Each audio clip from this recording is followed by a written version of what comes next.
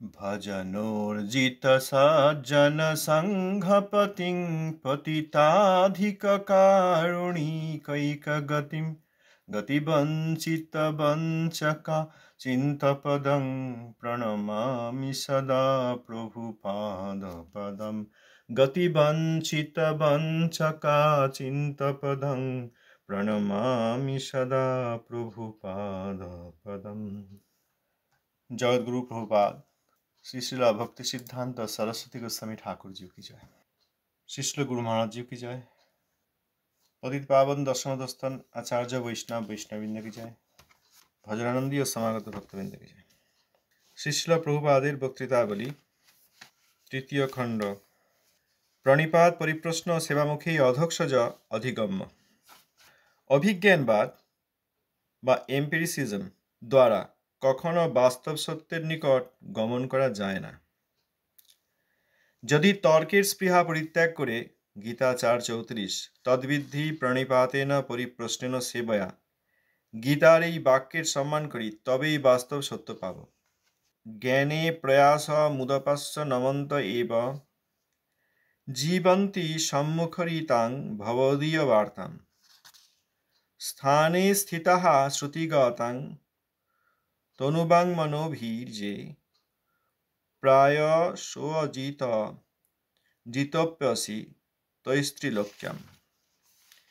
হে ভগবান, নির্ভেদ ব্রহ্মচিন্তারূপ জ্ঞান চেষ্টাকে সম্পূর্ণ দূর করিয়া যাহারা সাধুমুখ বিগলিত আপনার কথা শ্রবণ করেন ও কায় মনোবাক্যে সাধুপদে থাকিয়া জীবনযাত্রা নির্বাহ করেন, ত্রিলোক মধ্যে আপনি দুর্লভ হইয়াও তাহাদের নিকট সুলভ হইয়া পড়েন। এখানে শ্রীল প্রভুপাদ বললেন, প্রণিপাত পরিপ্রশ্ন সেবা মুখে অধক্ষজ অধিগম্য, অর্থাৎ অধক্ষজ ভগবান যিনি অক্ষজ জ্ঞানগম্য নন, অর্থাৎ ইন্দ্রিয় দ্বারা অর্জিত অভিজ্ঞান জ্ঞান মন বুদ্ধি ইত্যাদির দ্বারা তার কাছে পৌঁছানো যায় না। অভিজ্ঞানবাদ বা এম্পিরিসিজম এর দ্বারা কখনো বাস্তব সত্য অর্থাৎ ভগবানের নিকট যাওয়া যায় না। তর্কের স্পৃহা পরিত্যাগ করতে হবে এবং তর্ক পরিত্যাগ মানে প্রণিপাত, অর্থাৎ আমি শরণ গ্রহণ করলাম, আমি আমার জ্ঞানের দ্বারা ইন্দ্রিয়জ জ্ঞানের যেসব অভিজ্ঞান, ইন্দ্রিয়জ জ্ঞানের যে অহংকার বা ইন্দ্রিয়জ জ্ঞানের প্রতি আমাদের যে নির্ভরপরতা সেইগুলি পরিত্যাগ করলাম এবং তোমার নিকট এবং তোমার প্রিয় ভক্তের নিকট আমি প্রণাম করছি, অর্থাৎ সমস্ত অহংকারকে জলাঞ্জলি দিচ্ছি। প্রণাম তখনই করা হয় যখন জলাঞ্জলি দেওয়া হয় অহংকার।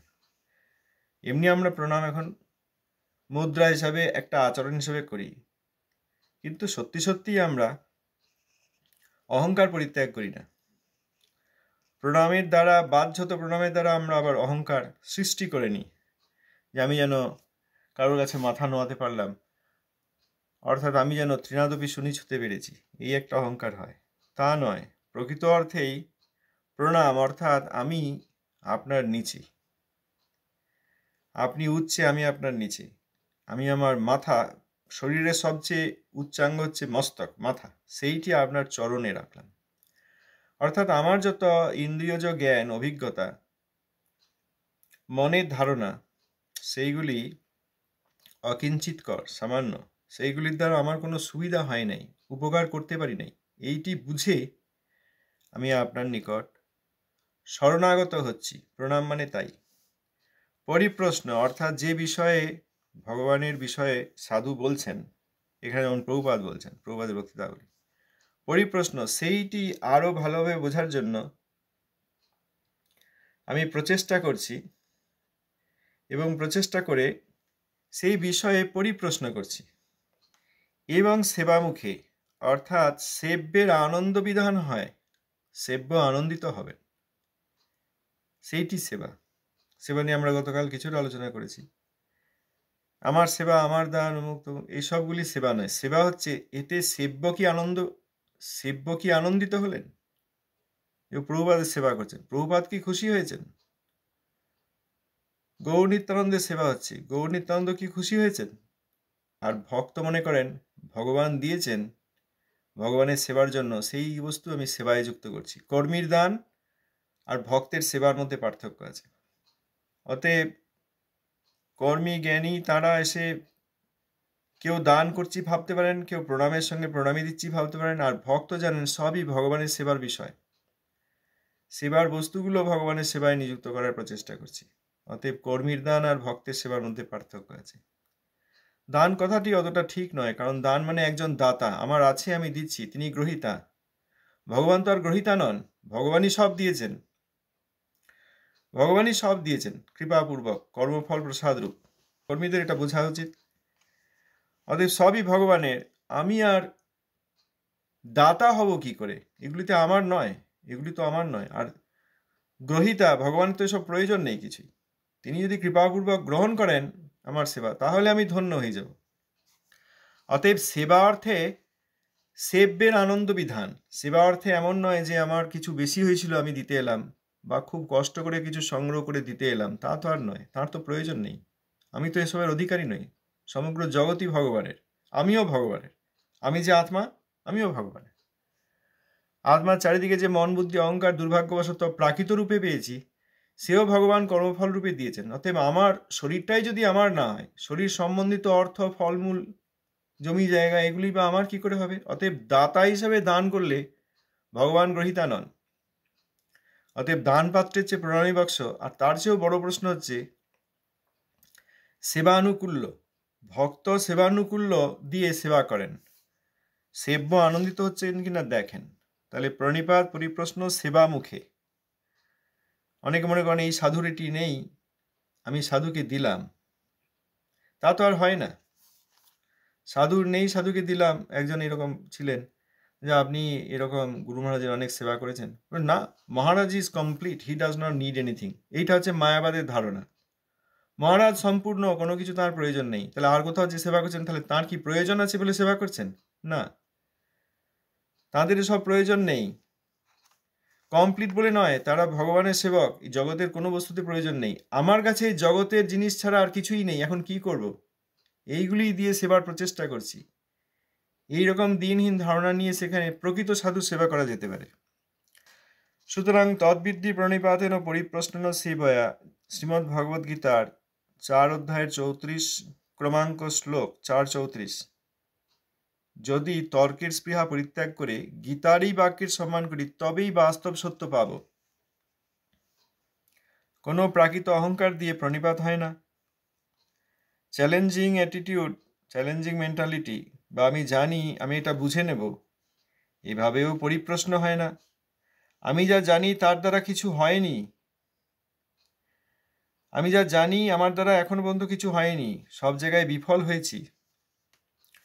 অতএব আমার ইন্দ্রিয়জ যে জ্ঞান এবং যেই সব শরীর সম্বন্ধীয় ব্যক্তি, পরিবার পরিজন ইত্যাদি, বন্ধু বান্ধব, এবং শরীর সম্বন্ধিত যেসব বস্তু, জমি জায়গা অর্থ করি ইত্যাদি,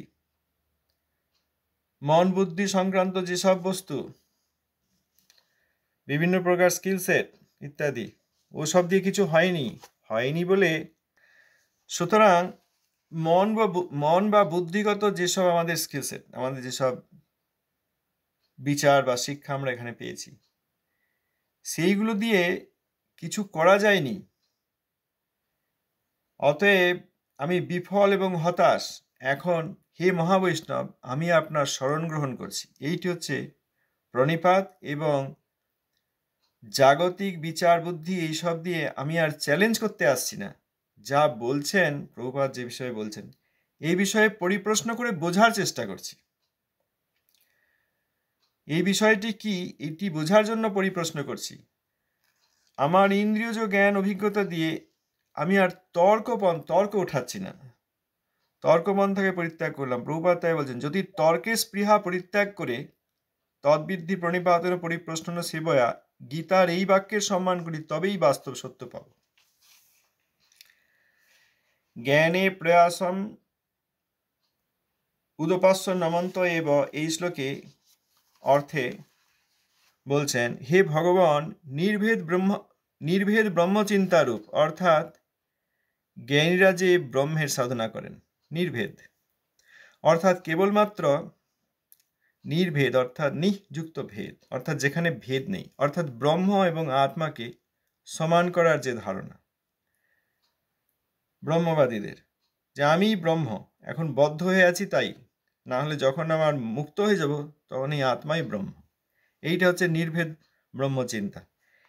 এই রকম নির্ভেদ ব্রহ্মচিন্তারূপ জ্ঞান চেষ্টাকে সম্পূর্ণ দূর করে যারা সাধুমুখ বিগলিত, আপনার কথা শ্রবণ করেন, সাধুমুখ বিগলিত, সাধুর কথা আমাদের মতো সাধারণ বাক্য নয়, সাধুমুখ বিগলিত, বিগলিত প্রেম বিগলিত হয়ে সেখানে অপ্রাকৃত শব্দরূপে প্রবাহিত হচ্ছে। এর আগে আমরা যে পড়লাম শ্রী গৌড়ীয় ভাষ্য থেকে অনেকগুলি শ্লোকের ভাষ্যে, সেখানে প্রভুপাদ বলেছেন শ্রীমদ্ ভাগবতের তাৎপর্যকে বিকৃত করছেন যে অনেকে, তাদের কথা নয়। ও হলেই হবে না, গ্রন্থ খোলা আছে, ভাগবত বা গীতা খোলা আছে, সেখানে পড়ছে, ও গেলেই হবে না।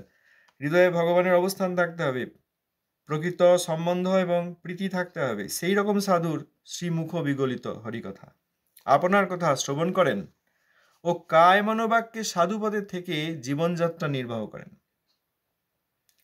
কায় মন এবং বাক্যে, বাধ্যত নয় যে আমি বাইরে থেকে কিছু হলো করে দিলাম চলে গেলাম তারপর হয়ে গেল, তা নয়। কায় মনোবাক্যে সাধুপথে, অর্থাৎ সাধুগণ যে পথে অনুগমন করেন, অর্থাৎ ভগবানের সেবা পথে থেকে জীবনযাত্রা নির্বাহ করেন। কৃষ্ণবৃত্তিতে অর্জিত অর্থ নেন না, শুক্লবৃত্তিতে অর্জিত অর্থ, শুক্ল অর্থাৎ সাদা, সাদা টাকা, কালো টাকা, সাদা টাকা আমাদের সাধারণ বাংলা ভাষায় আছে কালো টাকা, অর্থাৎ অন্যায় করে অর্জিত, ও দিয়ে নয়। শুক্লবৃত্তি, শুক্ল মানে সাদা, সাদা বৃত্তি অর্থাৎ যেই সব দেশের আইন কানুন মেনে যেভাবে অর্থ আদি উপার্জন করা যায়, অর্থ জমি জায়গা ইত্যাদি যা কিছু উপার্জন করা যায়, সেইগুলির দ্বারা জীবনযাত্রা নির্বাহ করেন, অর্থাৎ সেইগুলির দ্বারা ভগবানের সেবা করে ভগবানের সেবা এবং ভক্তের আনুগত্যে জীবনযাত্রা নির্বাহ করেন। ত্রিলোকের মধ্যে আপনি দুর্লভ হইয়াও, দুর্লভ, ত্রিলোক মধ্যে ভগবানকে পাওয়া যায় না, দুর্লভ, সুলভ নন, লভ্যও নন, আবার দুর্লভ অর্থাৎ প্রায় পাওয়াই যান, প্রায় পাওয়াই সম্ভব হয় না, ভগবানকে পাওয়াই যায় না, দুর্লভ। আপনি ত্রিলোক মধ্যে দুর্লভ হয়েও তাদের নিকট সুলভ হইয়া পড়েন। অর্থাৎ আমরা যদি সুলভে ভগবানকে পেতে চাই তাহলে এইটি উপায়, এই নির্ভেদ ব্রহ্মচিন্তারূপ যে জ্ঞান চেষ্টা তাকে দূরে সরিয়ে রেখে প্রকৃত সাধু মুখ বিগলিত। অনেক জায়গায় তো আজকাল ভগবানের কথা হচ্ছে বলে মনে হয়, অনেকে বেশাসনে বসেছেন বলে মনে হয়, অনেকে সামনে গ্রন্থাদি খোলা রয়েছে পড়ছেন বলে মনে হয়। সেই রকম নয়। যে সাধুর সঙ্গে ভগবানের সঙ্গে যে সাধুর প্রকৃত সম্বন্ধ আছে, 5টি রসের মধ্যে শান্ত, দাস্য, সখ্য, বাৎসল্য, মধুর, তার মধ্যে সাধারণত দাস্য, সখ্য, বাৎসল্য বা মধুর এই কোনো একটি রসের দ্বারা ভগবানের পার্শ্বদের সঙ্গে সম্বন্ধযুক্ত হয়ে যে সাধু ভজন করছেন, তিনি যখন কৃপাপূর্বক অপ্রাকৃত কথা বলেন, এইটি হচ্ছে সাধুমুখ বিগলিত। কার কথা? ভগবানের কথা। সেইটি যদি আমরা শ্রবণ করি এবং কায় মনোবাক্যে সাধুপদে থেকে যদি জীবনযাত্রা নির্বাহ করি, সাধুপদের থেকে জীবনযাত্রা নির্বাহ মানে কোনো পাপাচরণ না করে, এমনকি পুণ্যাচরণও না করে, কেবল ভগবানের সেবার জন্য যা সম্ভব এবং যা প্রয়োজন সেই আচরণটি করে ভগবানের সেবায় নিযুক্ত হয়ে যদি জীবনযাত্রা নির্বাহ করা হয়, তাহলে ত্রিলোক মধ্যে যাকে পাওয়া যায় না, অতীব দুর্লভ, সেই ভগবান তাদের নিকট সুলভ সহজেই প্রকাশিত হন। আমাদের নিকট প্রকাশিত হচ্ছেন না কেন? এই সব আমাদের সমস্যা রয়েছে। প্রথমত সঙ্গেই আমাদের সমস্যা, কোথায় ভগবানের কথা শুনবো সেইটিই সমস্যা। এই জন্য আমরা এত কথা বলি অসৎসঙ্গ নিয়ে।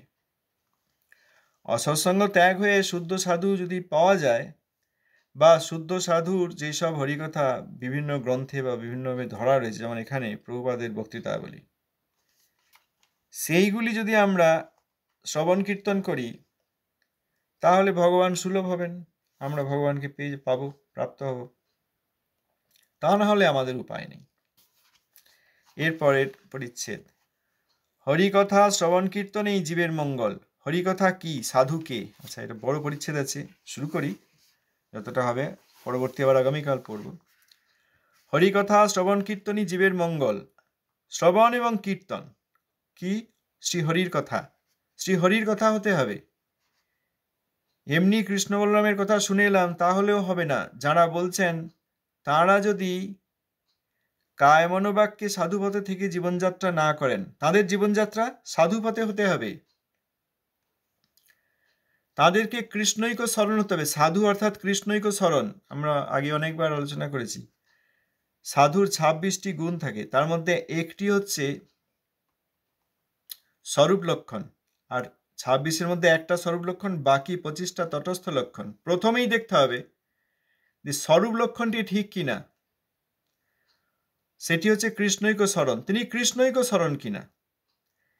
তিনি যদি প্রশাসনের শরণ নেন, তিনি যদি ন্যায়ালয়ের শরণ নেন, তিনি যদি জগতের যারা শক্তিমান রাজনীতিবিদ বা গুন্ডা প্রকৃতির লোক তাদের শরণ নেন, অনেকে অর্থ দিয়ে সব পুষে রাখেন যে এত বড় জমি ভূমি, সেইগুলিকে রক্ষা করার জন্য গুন্ডারও প্রয়োজন আছে, এইরকম ধারণা যাদের, তারা সাধুই নন।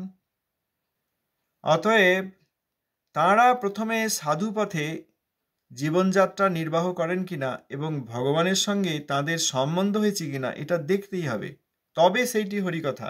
এমনি কৃষ্ণ বলরামের কথা বলে দিলেই হবে না, বৃন্দাবনের কথা বলে দিলেই হবে না। সেই জন্য অনেকে তো বৃন্দাবনের কথা, রাধাকৃষ্ণের কথা শুনছেন, অনেকে জগতে, তাদের কোনো উপকার হচ্ছে না কেন? ওই যতক্ষণ শুনছেন কখনো চোখে জল পড়ছে, কখনো হাসছেন, কখনো মাথা নাড়াচ্ছেন, খুব আনন্দ করছেন, আহা এত সুন্দর কথা, এত সুন্দর কৃষ্ণ বলরাম বৃন্দাবন।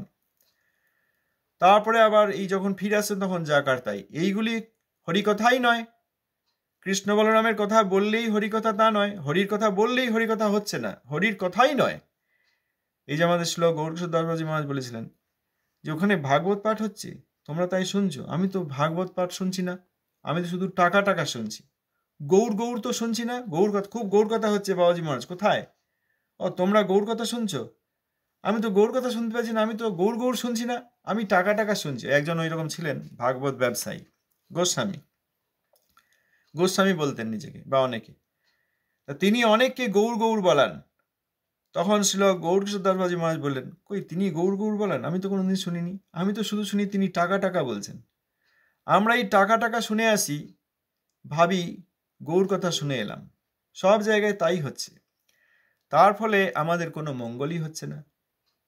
প্রথমে সৎসঙ্গ কি, শুদ্ধ সাধুকে, সৎসঙ্গ কি, শুদ্ধ সাধু কেমন, তাকে চিনব কি করে, এইটি না বুঝে যে কোনো জায়গায় আমরা যদি বসে যাই বা সাবস্ক্রাইব করি, মানে সেখানে সাবস্ক্রাইব মানে সেখানকার কথা শুনতে শুরু করি, সাবস্ক্রাইব মানে এইসব সোশ্যাল মিডিয়া সাবস্ক্রাইব নয়, সেইখানে আমরা আমাদেরকে যদি সাবস্ক্রাইব করি, অর্থাৎ আমরা এখানে শ্রোতা বা আমরা এখানকার শিষ্যা এরকম ধারণা করি, তাহলে তো কিছুই হচ্ছে না। যার কাছে যাব হরিকথা শ্রবণ করতে বা মন্ত্রাদি গ্রহণ করতে বা ভগবত সেবার উপদেশাদি গ্রহণ করতে, দেখতে হবে তিনি সাধু কিনা, তিনি কৃষ্ণৈক শরণ কিনা। এই জন্য প্রভুপাদ এখানে বলছেন হরিকথা শ্রবণ, এই বক্তৃতার এই অংশের এই পরিচ্ছেদের বা অনুচ্ছেদের হেডিংয়েই রয়েছে হরিকথা শ্রবণ কীর্তনেই জীবের মঙ্গল, অন্য কিছুর দ্বারা হবে না। তাহলে হরিকথা কি আর সাধু কি? প্রভুপাদ বলছেন মকারের অর্থ অহংকার, নকারের অর্থ নিষেধ।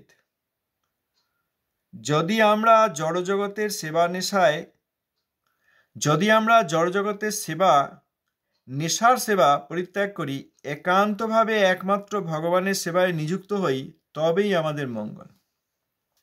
মকার অহংকার, এই যে নমস্কার করা হয়, নমকার নমস্কার, নমস্কার কার মানে একটি ক্রিয়া, কি ক্রিয়া? নমস্কার। ম মানে অহংকার, ন মানে নিষেধ, মানে আমি আমার অহংকার নিষেধ করলাম, আমার অহংকারকে আমি পরিত্যাগ করলাম। তা কি হয়? জগতে বাজারে হাটে বাজারে অনেক সঙ্গে দেখা হয়, পরিচিত, নমস্কার অমুক বাবু কেমন আছেন, ভালো, কথায় বলা হলো নমস্কার, কিন্তু আমরা কি অহংকার পরিত্যাগ করলাম? কত অহংকার আছে, আমি বিদ্বান, আমি বুদ্ধিমান, আমি যুবক, আমি যুবতী, আমি সুন্দর, আমি সুন্দরী, আমি বিত্তবান, আমি বিদ্যাবান, আমি ধনী বা আমি গরিব, সেটিও একটি অহংকার। আমার অর্থ কম, এটিও একটি অহংকার। কি না, আমার অর্থ কম।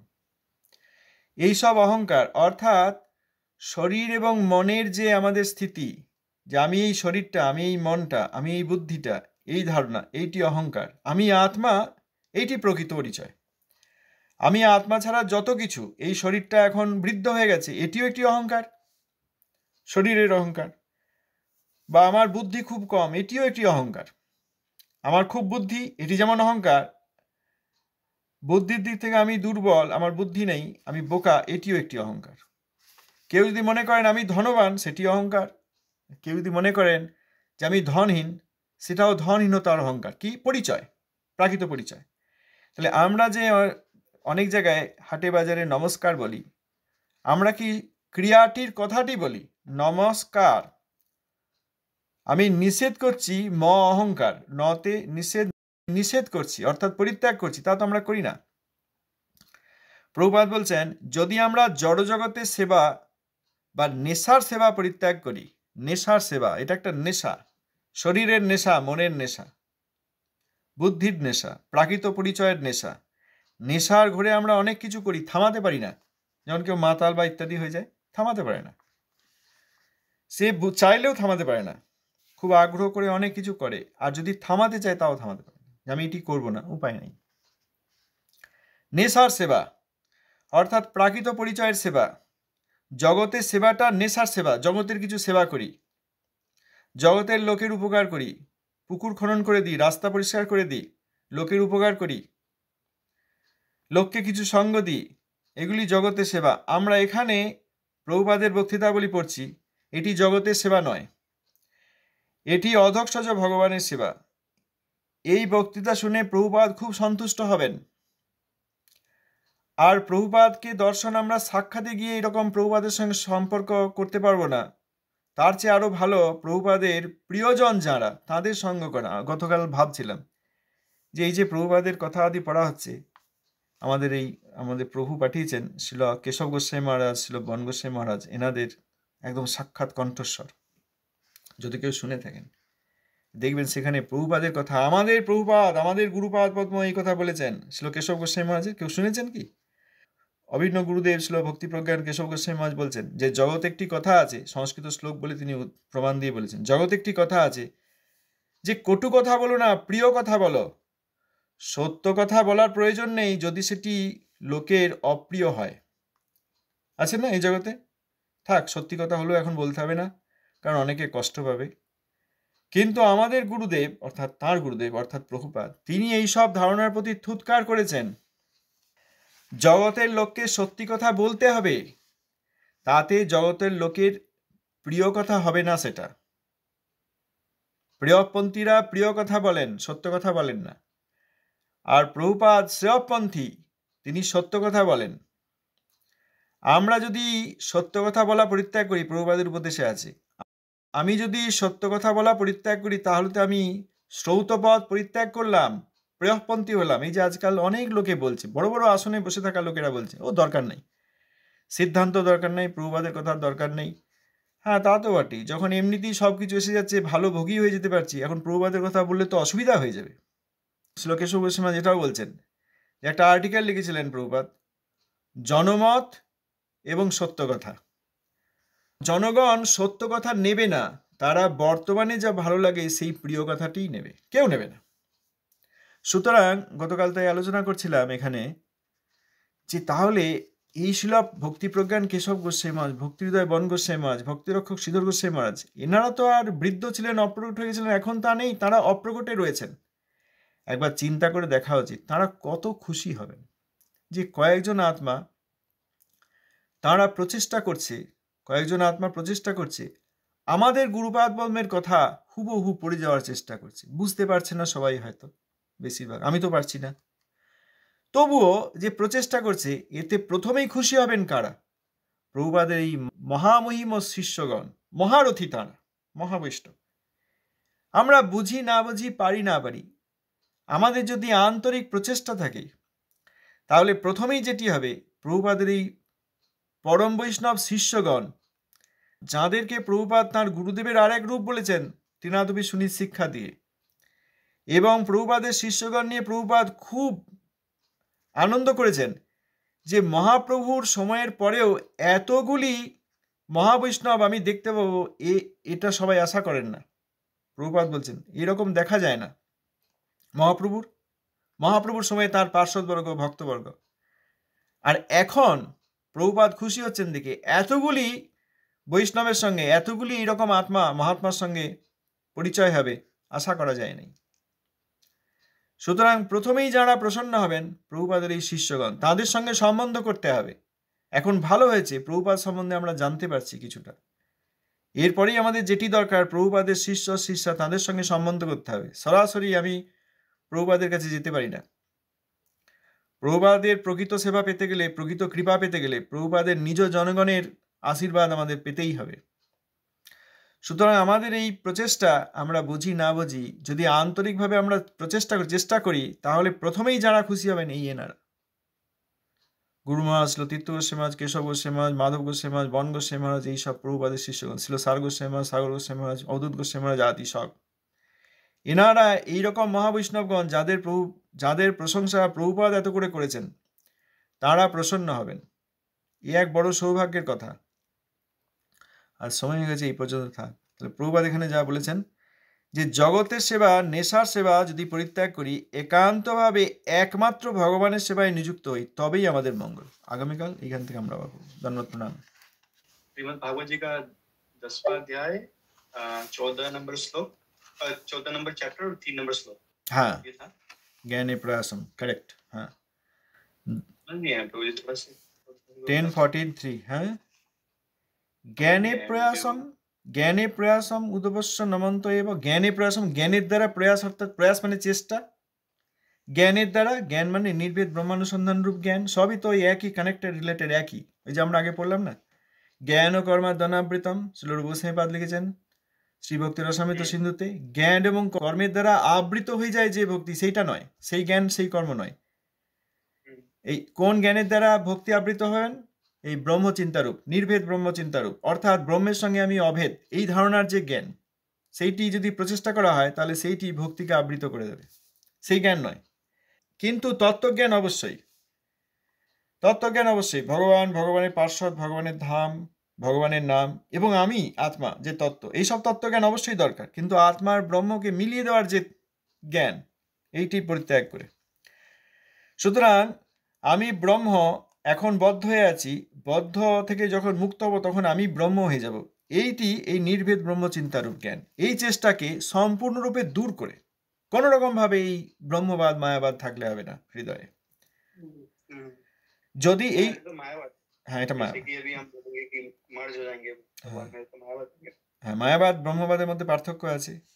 ব্রহ্মবাদ মায়াবাদ খুব কাছাকাছি, কিন্তু ব্রহ্মবাদ হচ্ছে হ্যাঁ এরকম জ্ঞান, আমি ব্রহ্ম ইত্যাদি। আর মায়াবাদ হচ্ছে এই ব্রহ্ম বহিরঙ্গা মায়ার অধীন, এইটি হচ্ছে মায়াবাদ। যারা ব্রহ্মজ্ঞানী তারা কিন্তু সবাই মায়াবাদী নন। তারা জানেন হ্যাঁ ঠিক আছে, ব্রহ্ম এরকম প্রাকৃত বস্তু নয়, আমি আত্মা, আমিও প্রাকৃত বস্তু নয়, অতএব আমার সঙ্গে ব্রহ্মের অভেদ রয়েছে।